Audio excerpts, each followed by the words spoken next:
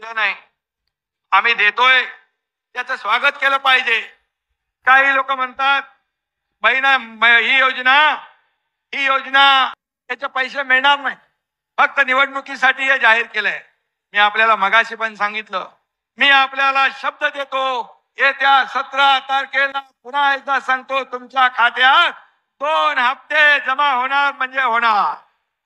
15, 1,500 आणि 1,500, 3,000 रुपये. आता महिन्याला 1,500 रुपये म्हणजे वर्षाला 18,000 रुपये.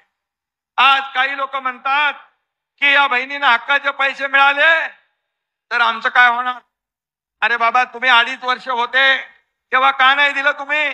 तुमच्या हातात होतं, परंतु देण्याची दानत लागते.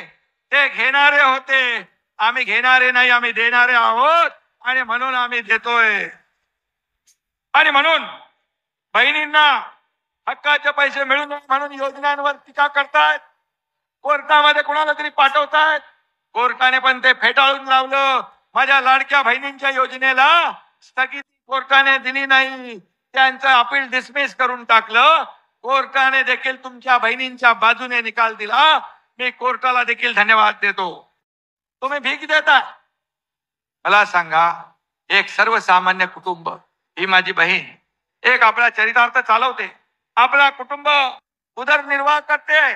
आज हे 1,500 रुपये मिळाल्यानंतर ती आपल्या कच्च्या बच्चांसाठी काही खरेदी करेल, कपडे घेईल, मुलांना शिक्षणासाठी साहित्य घेईल.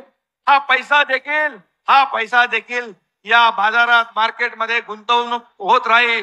आणि महिला भगिनींसारखी अर्थव्यवस्था कोणी सांभाळू शकत नाही, कारण महिला ही घराची 1,00,000-2 लाख नाही तर माझ्या 1.5 कोटी महिलांनी फॉर्म भरले. 1.5 कोटी महिला. आणि पुढे आपला कालावधी आहे, याच्यामध्ये आणखी माझ्या बहिणी फॉर्म भरतील आणि या लाडकी बहीण योजनेचा लाभ घेतील. मी एवढंच सांगतो आपल्याला, पुढच्या महिन्यात जे अर्ज करतील त्यांना 3 महिन्याचे पैसे मिळतील. 4,500 रुपये. 1,500, 1,500 आणि 1,500. तेव्हा विरोधकांचे डोळे पांढरे होते.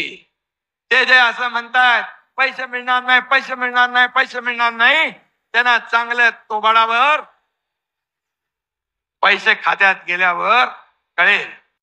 आणि म्हणून मी आपल्याला एवढं सांगतो की या माझ्या लाडक्या बहिणी बऱ्याच उशिरापासून इथं बसल्या.